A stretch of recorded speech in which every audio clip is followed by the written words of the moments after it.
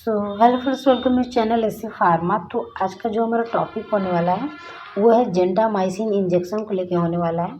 तो इस वीडियो में डिस्कस करने वाले कि व्हाट इज जेंटामाइसिन इंजेक्शन और इसके यूजेस क्या क्या हैं, इसके प्रिकॉशन क्या है, इसके साइड इफ़ेक्ट्स क्या हैं, ये सभी चीज़ें हम वीडियो में डिस्कस करने वाले हैं। अगर चैनल पर पहली बार विजिट किए हैं तो चैनल को सब्सक्राइब जरूर कर लें। चलिए वीडियो को स्टार्ट करते हैं। तो सबसे पहले बात करेंगे इसकी शार्ट नेम की, तो इसमें जेंटामाइसिन सल्फेट है। देन बात करेंगे इसके ब्रांड नेम की, तो जिसमें इसका ब्रांड नेम है जेंटा लैब है। और ये ब्रांड नेम आपको अलग अलग नेम से आपको मार्केट में मिल जाएंगे। बहुत ज़्यादा मेडिसिन है जिसमें आपको जेंटामाइसिन सल्फेट मिल जाएंगे, जो कि आप किसी भी मेडिकल स्टोर पे या फिर किसी भी केमिस्ट पे जाके आप जेंटामाइसिन इंजेक्शन ले सकते हैं और यूज कर सकते हैं। तो चलिए अब बात करते हैं कि किस क्लास की मेडिसिन है, इसको डिस्कस करते हैं। तो ये एमिनोग्लाइकोसाइड एंटीबायोटिक्स है।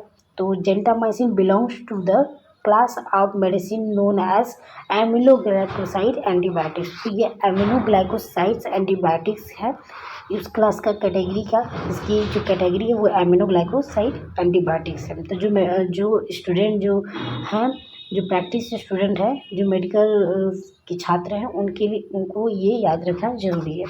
तो इट इज़ एंटीबैक्टीरियल मेडिसिन। तो ये एक एंटीबैक्टीरियल मेडिसिन है। It work by killing bacteria or preventing their growth. तो ये क्या करता है कि बैक्टीरिया को किल करता है, उसके ग्रोथ को रोकने का काम करता है। It can be use IM IV। तो इसे आप IM भी यूज़ कर सकते हैं और IV भी यूज़ कर सकते हैं।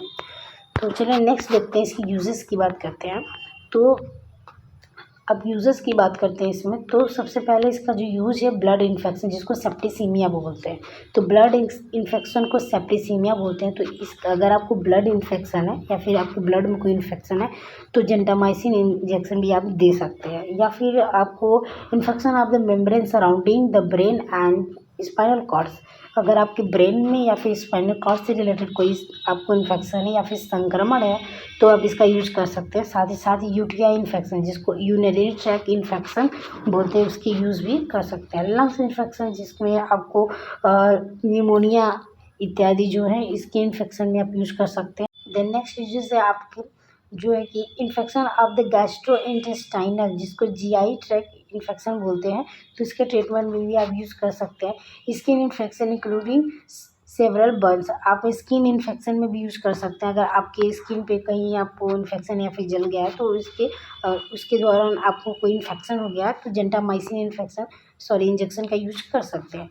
बोन एंड जॉइंट्स इन्फेक्शन, आपके हड्डियों के बीच में या फिर जॉइंट्स जो है उसके बीच में कोई इन्फेक्शन हुआ है तो आप जेंटामाइसिन इंजेक्शन का यूज कर सकते हैं, उसको ठीक कर सकते हैं। और साथ ही साथ infection of the heart and heart valves, अगर आपके हार्ट में इन्फेक्शन है या फिर हार्ट वाल्व है जो उस पर आपको इन्फेक्शन है तो इस जेंटामाइसिन इंजेक्शन का यूज कर सकते हैं। आपका ये जो जेंटामाइसिन इंजेक्शन है ये 80 mg या फिर 2 ml की बोतल में आती है।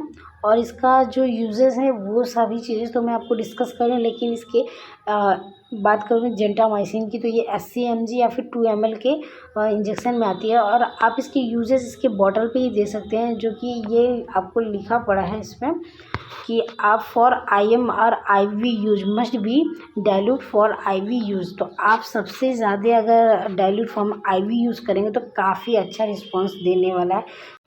चलिए नेक्स्ट यूजेस की बात करते हैं, जो कि स्पेसिफिक इन्फेक्शन की बात करेंगे, तो जिसमें आपको प्लेग है या फिर टुलेरेमिया, ये सारी जो इन्फेक्शन है तो आप इसके ट्रीटमेंट में भी यूज कर सकते हैं। साथ ही साथ ब्रुसोलोसिस में भी यूज कर सकते हैं और मलेरिया के इन्फेक्शन में भी यूज कर सकते हैं।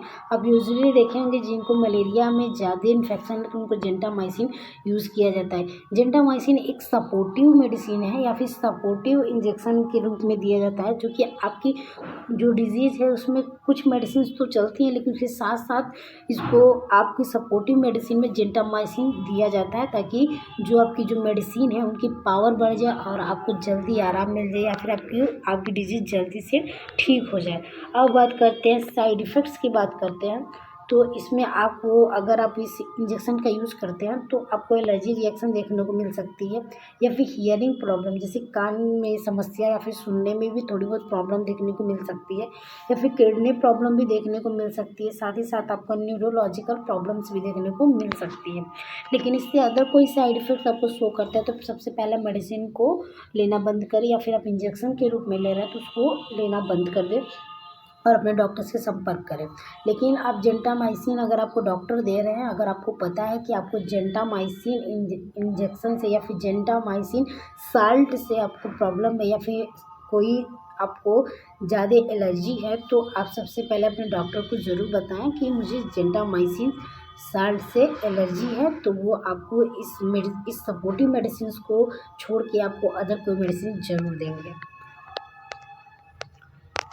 सो नेक्स्ट से आप बात करते हैं इसके प्रिकॉशन की, कि अगर आप जेंटामाइसिन सल्फेट या फिर जेंटामाइसिन इंजेक्शन ले रहे हैं तो उसके साथ साथ सावधानियाँ क्या रखेंगे। प्रेगनेंसी और ब्रेस्ट फीडिंग वुमेन जो है, सबसे पहले अगर उनको जेंटामाइसिन इंजेक्शन का साल्ट या फिर कोई इन्फेक्शन है तो उनको इस बात से सावधानी रखनी है, मतलब कि उनके लिए ये मेडिसिन नहीं है।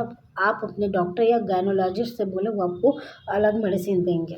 साथ ही साथ जो किडनी के पेशेंट हैं तो उनके लिए भी ये मेडिसिन वो नहीं यूज़ कर सकते हैं। और साथ ही साथ अगर आप कोई अलग दवा ले रहे हैं, जैसे आपको कुछ अलग सी मेडिसिन ले रहे हैं, तो उसके साथ इंटरेक्शन कर सकता है, जो कि आपको गंभीर साइड इफ़ेक्ट दे सकता है।